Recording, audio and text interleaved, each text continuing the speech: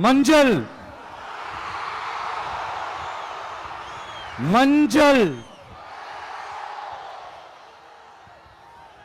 பொதுவா நல்ல காரியங்கள் ஸ்டார்ட் பண்றதுக்கு முன்னாடி இந்த மஞ்சள் எடுத்து வச்சு தான் ஸ்டார்ட் பண்ணுவாங்க.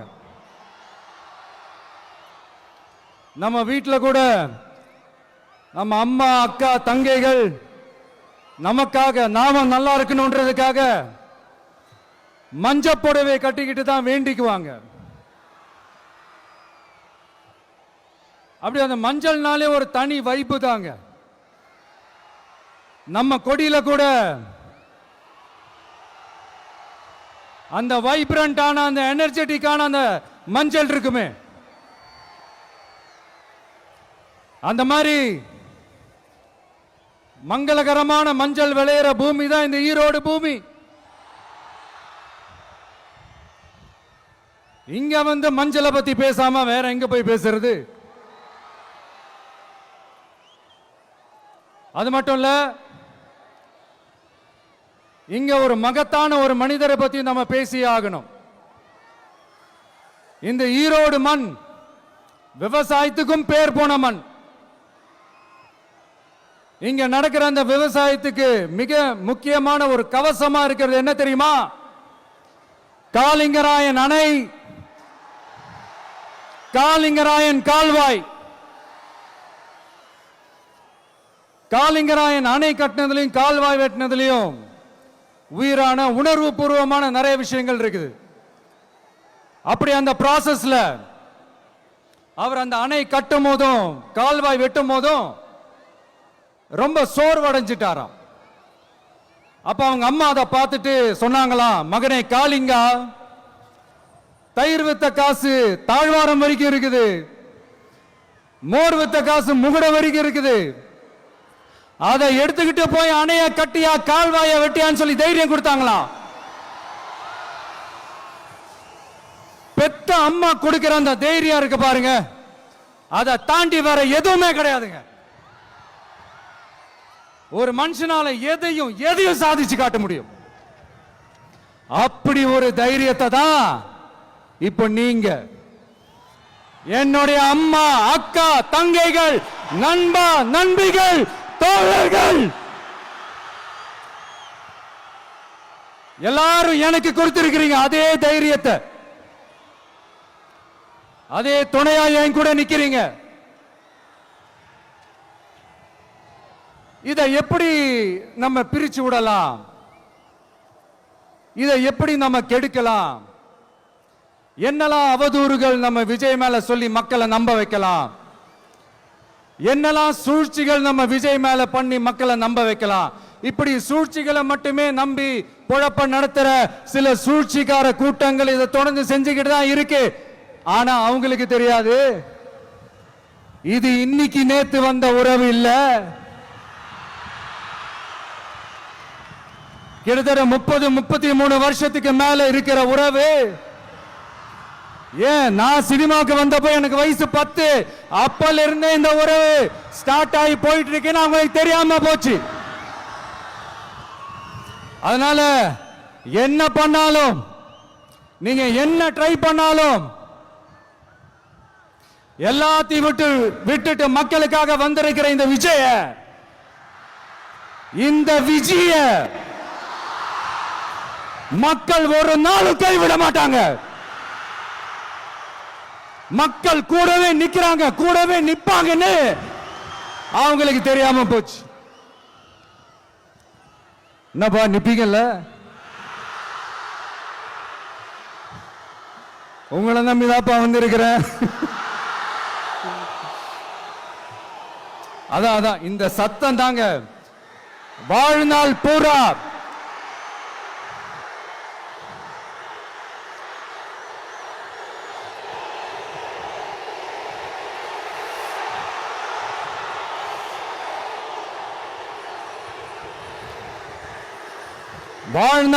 உங்களுக்கு நன்றியோடவே இருப்பேன். இப்போ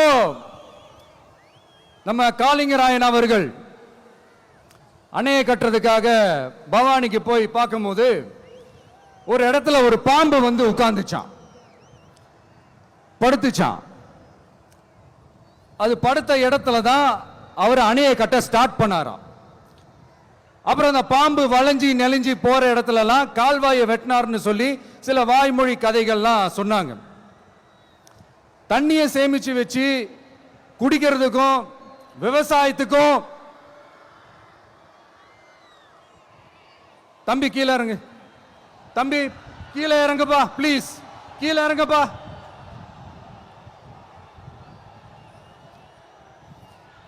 ஓகே, தேங்க்யூ தேங்க்யூ. கீழே இறங்குங்க, கீழே இறங்குப்பா. நீ இறங்கினாதான் முத்தம் கொடுப்பேன்.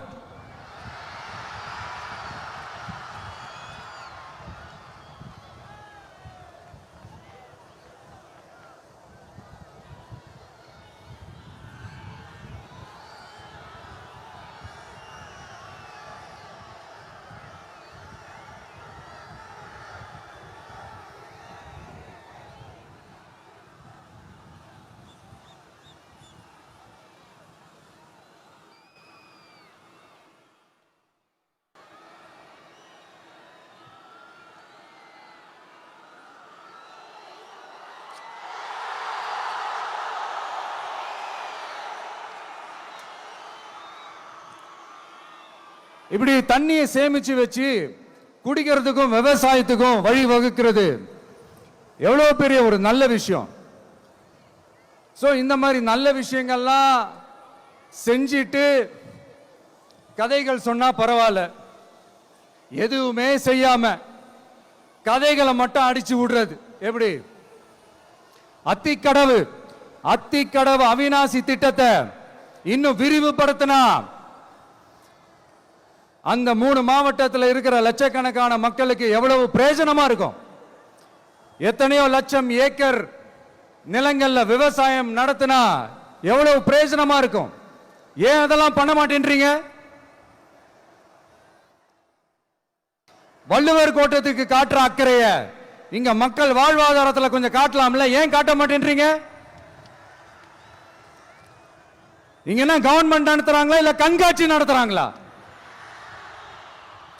இந்த 21ஆம் நூற்றாண்டிலே மக்களை பத்தி எதுவுமே யோசிக்கிறது இல்ல. ஆனா அந்த காலத்திலேயே இது எல்லாத்தையும் பத்தி யோசிச்ச மக்களை பத்தி, குடிக்கிற தண்ணியை பத்தி, விவசாயத்தை பத்தி, அணை கட்டுறதை பத்தி, கால்வாய் வெட்டுறதை பத்தி, இதெல்லாம் எங்கிருந்து? பவானியிலிருந்து நொய்யலாறு வரைக்கும் கால்வாய் வெட்டி இது எல்லாத்தையும் பத்தி யோசிச்ச காளிங்கராயன் அவர்களுக்கு கோடி கும்பிடு போட்டாலும் பார்த்தாதுங்க. இப்படி அந்த காலத்துல இருந்த ஒரு ஹீரோவை பத்தி பேசிட்டு இந்த காலத்துல, அதாவது 1920th செஞ்சுரியில இருந்த ஒரு ஹீரோவையும் பத்தி நம்ம பேசி ஆகணும்ல. ஒருத்தர் இலகிய மனம் கொண்ட ஹீரோனா இன்னொருத்தர் இரும்பு மாதிரி அயன் மேன் தான். எஸ், நம்ம ஈரோடு கடப்பாறை தான்.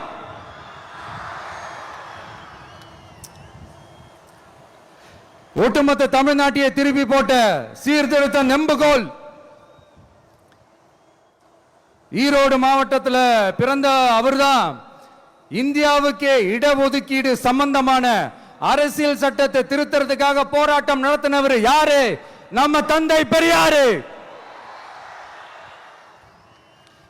100 வருஷத்துக்கு முன்னாடியே வகுப்பு வாரி பிரதிநிதித்துவம் வேணும்னு கேட்டவர். அன்னைக்கும் சரி இன்னைக்கும் சரி ஒரு ஆச்சரியத்தோட பார்க்கக்கூடிய ஒரு மனிதர், நம்மளுடைய கொள்கை தலைவர். அப்ப அண்ணாவும் எம்ஜிஆரும் யாரு? பெரியார் அவர்கள் கிட்ட இருந்து எங்களுக்கு தேவையான கொள்கைகளை எடுத்துக்கிட்டோம். அவரை ஃபாலோ பண்ற, அவரை வழிகாட்டி ஏத்துக்கிட்ட அண்ணா அவர்கள் கிட்ட இருந்தோம், எம்ஜிஆர் அவர்கள் கிட்ட இருந்தோம் தேர்தல் அணுகுமுறையை எடுத்துக்கிட்டோம். அண்ணாவும் எம்ஜிஆரும் தமிழ்நாட்டோட சொத்து. அவங்கள பயன்படுத்துறத பத்தி யாரும் இங்க கம்ப்ளைண்ட்லாம் பண்ண முடியாது. அண்ணா எங்களோடது, எம்ஜிஆர் எங்களோடது, நீங்களா எடுத்துக்க கூடாது அப்படிலாம் யாரும் இங்க அழுதுட்டு இருக்க முடியாது, சொல்லிவிட்டேன். அதனால நாங்க ஒரு வழியில அரசியல் செஞ்சுக்கிட்டு போயிட்டு இருக்கிறோம். உங்களுக்கு தான் டிவிக்கு ஒரு பொருட்டே இல்லைல்ல, அப்புறம் ஏன் கதறீங்க? அப்புறம் ஆளாளுக்கு அங்க போயிட்டு இங்க போயிட்டு புலம்பி தள்ளிக்கிட்டு இருக்கிறீங்க. இது எப்படி இருக்கு தெரியுமா? எனக்கு பயம் இல்ல, எனக்கு பயம் இல்ல அப்படின்னு சத்தமா சவுண்ட் விட்டுக்கிட்டே சத்தமா பாட்டு பாடிக்கிட்டே இந்த நடுங்கிக்கிட்டே சின்ன பசங்க நடந்து போவாங்க. அந்த மாதிரி இருக்கு. முதல்ல மண்டையில இருக்கிற கொண்டைய மறைங்க சார்.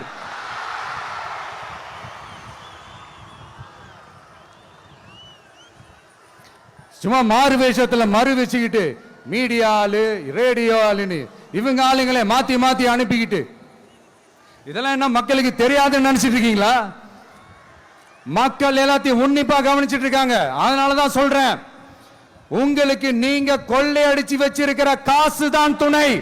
ஆனா எனக்கு என் மேல எல்லையில்லா பாசம் வச்சிருக்கிற இந்த மாசு தான் துணை.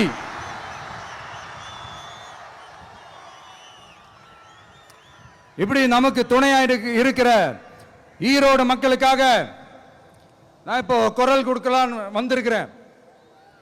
சரி, இப்ப விஷயத்துக்கு வருவோம். பெரியார் அவர்கள் கிட்ட இருந்த அந்த செல்வாக்கையும் அந்த பதவிகளையும் அந்த பவரையும் வச்சுக்கிட்டு அவர் என்ன சொன்னார் தெரியுமா? இவ்வளவு செல்வாக்கு, இவ்வளவு பதவிகள், இவ்வளவு பவர் இருந்தோம் நான் ஒரு 5 பைசா காசு சம்பாதிச்சிருப்பேனா?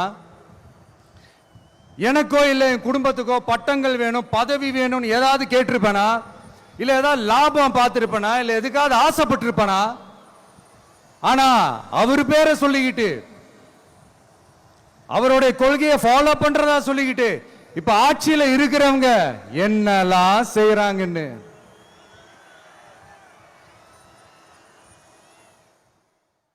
அதனாலதான் சொல்றோம், பெரியார் பேரை சொல்லிக்கிட்டு தயவு செஞ்சு கொள்ளையடிக்காதீங்கயா, தயவு செஞ்சு கொள்ளையடிக்காதீங்க. அவரு பேரை சொல்லிக்கிட்டு பெரியார் பேரை சொல்லி கொள்ளையடிக்கிற இவங்க தான் நம்மளுடைய அரசியல் எதிரி. மக்களை நீங்க சொல்லுங்க, நம்மளுடைய அரசியல் எதிரி யாரு? நம்மளுடைய கொள்கை எதிரி யாரு? ரிப்பீட், நம்மளுடைய அரசியல் எதிரி யாரு? நம்மளுடைய கொள்கை எதிரி யாரு? உங்களுக்கு புரியுது இல்ல? எனக்கு அது போதும்யா, எனக்கு வேற எதுவுமே தேவையில்லை.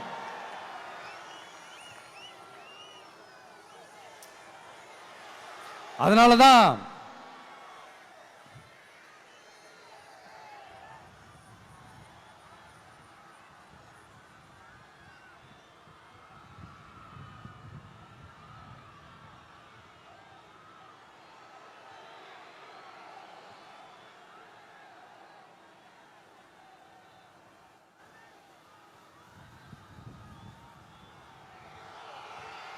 உங்களுக்கு நம்மளை பத்தி நம்ம அரசியலோட நீங்க எல்லாரும் என்னோட அரசியலோட கனெக்டடா இருக்கீங்கன்றது ரொம்ப தெளிவா தெரியுது. அதனால எனக்கு அது போதும். அதனாலதான் எதிரிகள் யாருன்னு சொல்லிட்டு களத்துக்கு வந்திருக்கிறோம். அதனால அவங்கள மட்டும் தான் எதிர்ப்போம். அதுவும் அந்த எதிரிகள் யாரு இப்போ இங்க 2026 சட்டமன்ற தேர்தலில் களத்துல இருக்கிறாங்களோ அவங்கள மட்டும் தான் எதிர்ப்போம். சும்மா களத்திலே இல்லாதவங்களையும், களத்துக்கும் அவங்களுக்கும் சம்பந்தமே இல்லாதவங்களையும் எதிர்க்கிற ஐடியாலாம் இல்ல பாஸ். நீங்க கேட்கிறீங்கன்றதுக்காக எதிர்த்துட்டு இருக்க முடியாது பாஸ். எங்களுக்கு நிறைய வேலை இருக்குது.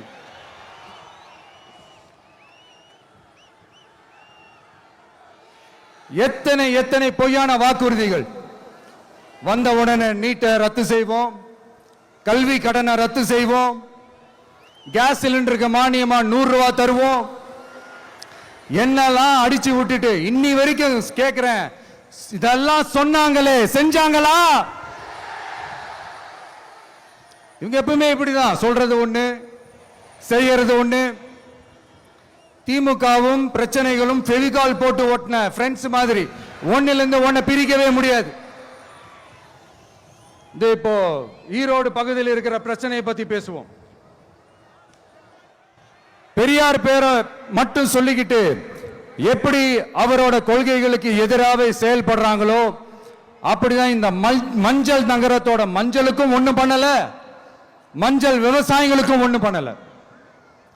ஆராய்ச்சி மையம், சிறப்பு மையம்னு கோடி கோடியா டெண்டர் விட்டாங்க, பேருக்கு கட்டிடத்தை கட்டினாங்க. ஆனா உலகமே போட்டி போட்டு வாங்குற மஞ்சளை மதிப்பு கூட்டி விற்பனை செய்ய,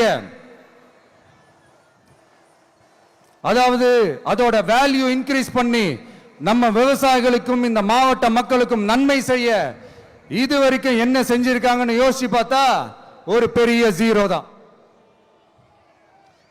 கரும்பு நெல்லுக்கு அரசாங்கம் விலை பிக்ஸ் பண்றாங்க, அதையும் ஒழுங்கா பண்றதில்ல. ஒவ்வொரு முறையும் பிரச்சனை. அங்க நெல் கொள்முதல் செய்யறதுல ஊழல். சரி, நாம கஷ்டப்பட்டு விளைய வச்சது வீணா போக கூடாதுன்னு நினைச்சு நம்ம விவசாயிகள் கேட்கிற லஞ்சத்தை கொடுத்தாலும் அதுக்கப்புறம் கூட அந்த கொள்முதல் ஒழுங்கா நடக்கிறது இல்லை. அதையும் தாண்டி ஏதோ ஒரு விலை விவசாயிகளுக்கு கிடைக்குது. அப்படிலாம் இல்லாம ஒழுங்கா நேர்மையா நம்ம மஞ்சளுக்கும் நியாயமான விலை பிக்ஸ் பண்ணி தரமான விதைகளை கொடுத்தா என்ன குறைஞ்சா போயிடுவாங்க? இதெல்லாம் யோசிக்கிறதுக்கு அவங்களுக்கு நேரமே இல்லை. 24x7 அவங்களுடைய யோசனை என்ன தெரியுமா? இந்த விஜயை எப்படி முடக்கலாம், தமிழக வெற்றி கழகத்தை எப்படியெல்லாம் முடக்கலாம், அப்படிதான் அவங்களுடைய சிந்தனையே 24x7. எத்தனையோ வருஷத்துக்கு முன்னாடி நம்ம காளிங்கராயர் நதிகளின் இணைப்புக்கு முன்னோடியா இருந்தார். பவானி ஆத்துல வர அதிகமான தண்ணீர் அணை கட்டி தேக்கி தண்ணீர் வறட்சியான பகுதிகளுக்கு அனுப்பினாரு. ஆனா இன்னைக்கு இவ்வளவு நவீன வசதிகள் இருந்தோம், இவ்வளவு சயின்ஸ் வளர்ச்சிகள் இருந்தோம், இவ்வளவு டெக்னாலஜி வளர்ச்சிகள் இருந்தோம், அவங்க வாக்குறுதியில் ஒன்று கொடுத்தாங்கல்ல, பவானி நொய்யலாறு அமராவதி 6 இணைப்பு திட்டத்துக்கு ஒரு துரும்ப கூட கிள்ளி போடல. வாக்குறுதி நம்பர் 103 சொன்னாங்களே, செஞ்சாங்களா? சரி, இதாவது ஒரு பெரிய ப்ராஜெக்ட் வைங்க. ஆறுகளை சுத்தப்படுத்த பல்லாயிரம் கோடி நிதி ஒதுக்குவோம், தமிழ்நாட்டில் உள்ள ஆறுகளை சுத்தப்படுத்துவோம்னு சொன்னாங்களே, செஞ்சாங்களா? ஆனா ஆத்து மணலை கொள்ளையடிக்கிறதுல மட்டும் வேலையை கரெக்டா செய்வாங்க. இதை நான் ஏன் திரும்ப திரும்ப சொல்றேன்னா, மக்களே நீங்க புரிஞ்சுக்கணும். கொஞ்சம் மசந்தா மற்ற மாவட்டங்கள்ல மணல் காணாம போன மாதிரி, மலைகள் காணாம போன மாதிரி, நம்ம மாவட்டத்தில் தனி வளத்தை கொடுத்த செம்மண்ணும் காணாம போறதுக்கு வாய்ப்பு இருக்கு மக்களே. நம்ம மண்ணுக்கும் நம்ம ஆத்துக்கும் நம்ம விவசாயிக்கும் தான் இந்த மோசமான நிலைமை. அதனால ஏதாவது தொழில் செஞ்சு பிழைக்கலாம்னு பார்த்தா அதுக்கும் எங்க விடுறாங்க? தொழில்னு பார்த்தா 30% நெசவாளர்களுக்கு கூலி பாக்கி. அரசாங்கம் நம்ம நெசவாளர்கள் கிட்ட இருந்து கொள்முதல் செய்த வேட்டி சேலைக்கான கூலியை கூட போராடித்தான் வாங்க வேண்டியதா இருக்குது. அது சலுகையோ உதவியோ நலத்திட்டமோ கிடைக்காது. நம்ம உழைப்புக்கான ஊதியம், நம்மளோட உரிமை, அதுக்கே போராட வேண்டிய நிலையில தான் இந்த அரசாங்கம் நம்மளை வச்சிருக்கு. நல்லா பார்த்துக்கங்க மக்களே, உரிமைக்கு குரல் கொடுத்தவங்க தான் இவங்க. சிறு குறு தொழில்கள் பீக் ஹவர்ஸ் சார்ஜ்னு கரண்ட்டுக்கு அநியாய விலை வச்சு அதையும் செய்ய விடாம நம்மளை முடக்கிறாங்க. அந்த பீக் ஹவர்ஸ் சார்ஜ் கொள்ளையால எத்தனை வருஷமா எவ்வளவு பேர் பாதிக்கப்படுறோம், எவ்வளவு தொழில்கள் பாதிக்கப்படுது. நாமளும் கத்துறோம், போராடுறோம், கோரிக்கை வைக்கிறோம். எதையாவது இவங்க கண்டுக்கிறாங்களா? கொஞ்சம் யோசிங்க. ஏன் கண்டுக்க மாட்டேன்றாங்கன்னு கொஞ்சம் யோசிங்க. அப்பதாங்க பிரைவேட்ல அதிக விலைக்கு கரண்ட் வாங்க முடியும், அதுக்கு டெண்டர் விட முடியும். அப்படி டெண்டர் விட்ட மேட்டர்ல எல்லாம் என்ன நடக்கும்னு உங்களுக்கும் தெரியும், எனக்கும் தெரியும், நம்ம எல்லாருக்குமே தெரியும். இந்த மாதிரி ஈரோடுல மட்டும் இல்ல, எந்த மாவட்டத்துக்கு போனாலும் பிரச்சனைகள் மேல பிரச்சனைகள் தான். அதையெல்லாம் தீக்கிறதுக்கு ஒரு சொல்யூஷன் கூட சொல்லாம இதுல வேற பெருமையா மாடல் அரசுங்கிறது இல்ல. நான் கேட்கிறேன், கூச்சமா இல்ல?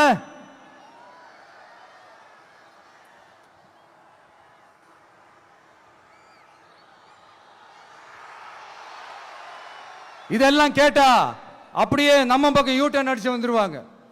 விஜய் என்ன அரசியல பேச மாட்டேன்றாரு, விஜய் என்ன சினிமா டயலாக் மாதிரி பேசுறாரு. விஜய் நான் பஞ்ச் டைலாக் பேசுறாரு, விஜய் நான் 10 நிமிஷம் தான் பேசுறாரு, 9 நிமிஷம் தான் பேசுறாரு. நான் எத்தனை நிமிஷம் பேசினா உங்களுக்கு என்ன சார்? நான் எப்படி பேசினா உங்களுக்கு என்ன சார்? உள்ள விஷயம் என்னன்னு பாருங்க சார். ஒவ்வொரு மாவட்டத்துக்கும் போய் மக்கள் ஃபேஸ் பண்ற பிரச்சனைகளை எடுத்து பேசிட்டு இருக்கிறேன். பின்ன அது அரசியல் இல்லாம வேற எதுதான் அரசியல்? உங்களை மாதிரி தனிப்பட்ட முறையில தரக்குறைவா அசிங்கமா பேசுறதுதான் அரசியல்னா அந்த அரசியல் நமக்கு வராது. வராதுன்னா நல்லாவே வரும். உங்களை விட எனக்கு அது நல்லாவே வரும். வேணான்னு விட்டு வச்சிருக்கிறோம். அப்புறம் உங்களுக்கு நமக்கு என்ன வித்தியாசம்? காஞ்சிபுரத்தில் நாம பேசும்போது இந்த மாதிரி உங்களால் அமைக்கப்பட போற ஆட்சியில நம்ம ஆட்சிக்கு வந்த உடனே என்னெல்லாம் செய்ய போறோம்ன்றது சிலது சொன்னோம். அதையெல்லாம் தப்பா புரிஞ்சுக்கிட்டு இப்போ சொல்றேன், விளக்கமா சொல்றேன். நான் சலுகைகளுக்கு எதிரானவன் கிடையாது. மக்களுக்கான சலுகைகளை இலவசம்னு சொல்லி அசிங்கப்படுத்துறதுல எனக்கு உடன்பாடு கிடையாது. மக்கள் காசுல மக்களுக்கு செய்யறதை எப்படி இலவசம்னு சொல்லுவீங்க? அப்படியே செஞ்சிட்டாலும் ஓசியில போறேன்னு சொல்லி அசிங்கப்படுத்துறீங்க. என்ன கேட்கறதுக்கு ஆள் இல்லைன்னு நினைச்சீங்களா? மக்களுக்கு ஒண்ணுன்னா இந்த விஜய் வந்து நிப்பா, இந்த விஜய் வந்து கேள்வி கேட்பா. இந்த விஜய் எப்பவுமே மக்கள் பக்கம் தான். அதே மாதிரி மக்களும் என் பக்கம் தான். என் மக்கள் மானத்தோட மரியாதையோட கௌரவத்தோட வாழணும். என் மக்கள் யாருக்கும் கீழே கிடையாது. அப்படி அவங்க கௌரவத்தோட வாழணும்னா அவங்களுக்கான வாழ்க்கை தரம் உயரணும். வாழ்க்கை தரம் உயரணும்னா அவங்களோட வாழ்வாதாரம் உயரணும். வாழ்வாதாரம் உயர்ந்தாதான் பொருளாதாரம் உயரும். பொருளாதாரம் உயர்ந்தாதான் வசதி வாய்ப்புகள் உயரும். இதெல்லாம் உயர்ந்தாலே ஆட்டோமேட்டிக்கா அவங்களோட வாழ்க்கை தரம், அவங்களுக்கான மரியாதை, அவங்களுக்கான கௌரவம் எல்லாமே உயரும். இதுக்கான வழிகள், அந்த சூழல்களை அந்த கவர்மெண்ட் அமைச்சு கொடுக்கணும்.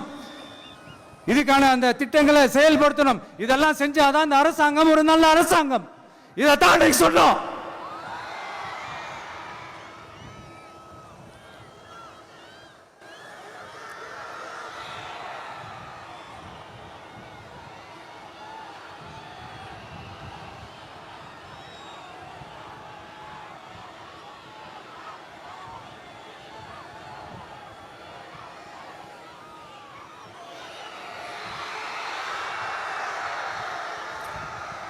இதைத்தான் இன்னைக்கு சொன்னோம். உடனே சொன்னா மட்டும் போதுமா? எப்படி செயல்படுத்துவீங்க? நாங்க என்ன வாயிலேயே வடை சுடுறதுக்கு டிஎம்கேவா? டிவிகேடா?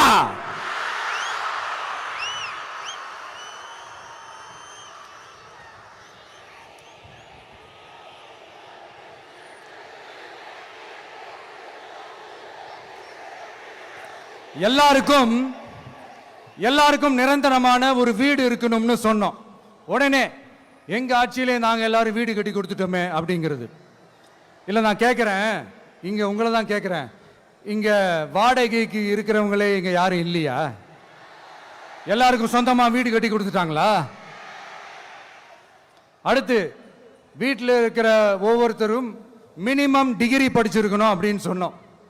உடனே எங்க ஆட்சியிலே எல்லாரும் டிகிரி படிச்சு முடிச்சிட்டாங்களே அப்படிங்கிற மாதிரி சொல்றது அது உண்மைனா? ஸ்கூல் லெவல்லையே டிராப் அவுட்ஸ் அதிகமானது யாரோட ஆட்சியிலங்க?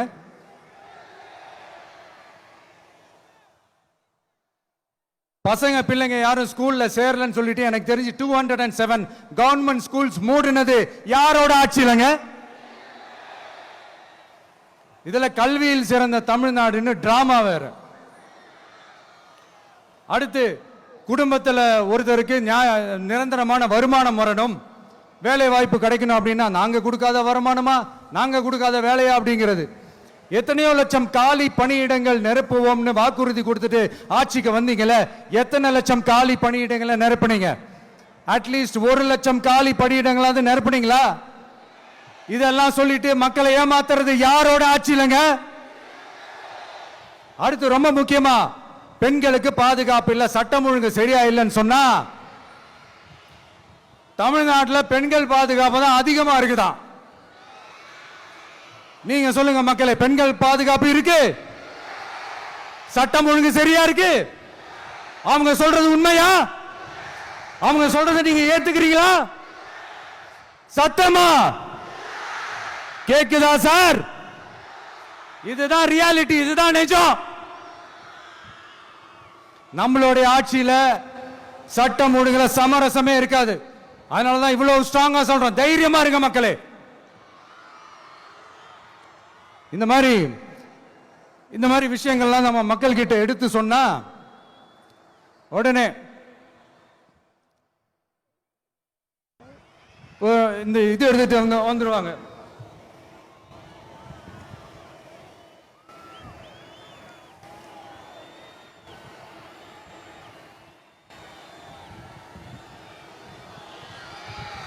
இந்த மாதிரி இதெல்லாம் என்னென்ன செய்ய போறோன்றது சிலதெல்லாம் காஞ்சிபுரத்தில் சொன்ன மாதிரி சொன்னா எல்லாத்தையும் தப்பு தப்பா திருச்சி பேசிக்கிட்டு அவதூறு பரப்பிக்கிட்டு. நான் கூட யோசிப்பேன், எம்ஜிஆர் அவர்களும் மேடம் ஜெயலலிதா மேடம் அவங்களும் ஒரே வார்த்தையில சொல்லி இந்த திமுகவை காலி பண்ணாங்கல்ல. நான் கூட யோசிப்பேன், ஏன் இவ்வளவு ஹார்ஷா பேசுறாங்க, ஏன் இவ்வளவு ஹார்ஷா அவங்கள திட்டுறாங்கன்னு யோசிச்சது உண்டு. இப்பதானே புரியுது. அவங்க ரெண்டு பேரும் சொன்னதை இப்ப நானும் ரிப்பீட் பண்றேன். திமுக ஒரு தீய சக்தி, திமுக ஒரு தீய சக்தி, திமுக ஒரு தீய சக்தி, திமுக ஒரு தீய சக்தி, தீய சக்தி, தீய சக்தி, தீய சக்தி. என் நெஞ்சில் குடியிருக்கும் ஈரோடு மக்களே,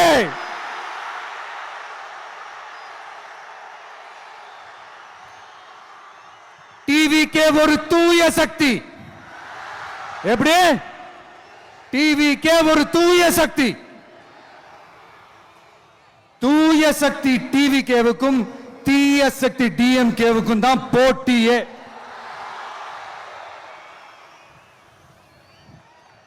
என்ன முடக்கலாம்னு நினைக்கிறீங்க, ஆனா இந்த சத்தத்தை ஒரு நாள் உங்களால முடக்க முடியாது. மக்கள் விரோத திமுக அரசை வீழ்த்த மக்கள் சக்தியான நம்மளால மட்டும்தான் முடியும். அண்ணன் செங்கோட்டையன் அண்ணன் அவர்கள்